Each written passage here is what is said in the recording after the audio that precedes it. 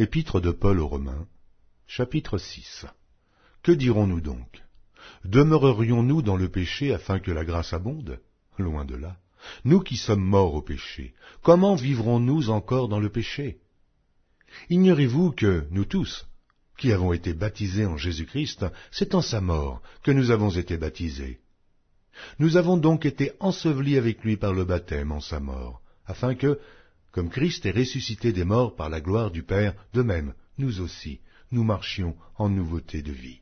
En effet, si nous sommes devenus une même plante avec lui, par la conformité à sa mort, nous le serons aussi par la conformité à sa résurrection, sachant que notre vieil homme a été crucifié avec lui, afin que le corps du péché fût détruit, pour que nous ne soyons plus esclaves du péché.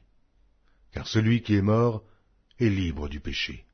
Or, si nous sommes morts avec Christ, nous croyons que nous vivrons aussi avec lui, sachant que Christ, ressuscité des morts, ne meurt plus. La mort n'a plus de pouvoir sur lui, car il est mort. Et c'est pour le péché qu'il est mort une fois pour toutes. Il est revenu à la vie, et c'est pour Dieu qu'il vit. Aussi vous-même, regardez-vous comme morts au péché, et comme vivants pour Dieu en Jésus-Christ. Que le péché ne règne donc point dans votre corps mortel, et n'obéissez pas à ses convoitises. Ne livrez pas vos membres au péché comme des instruments d'iniquité, mais donnez-vous vous-même à Dieu, comme étant vivants de mort que vous étiez, et offrez à Dieu vos membres comme des instruments de justice. Car le péché n'aura point de pouvoir sur vous, puisque vous êtes non sous la loi, mais sous la grâce. Quoi donc? Pécherions-nous parce que nous sommes non sous la loi, mais sous la grâce? Loin de là.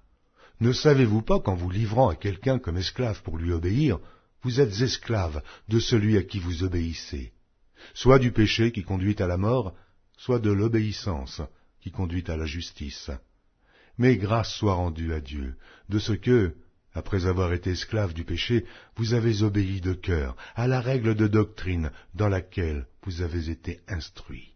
Ayant été affranchis du péché, vous êtes devenus esclaves de la justice. Je parle à la manière des hommes, à cause de la faiblesse de votre chair.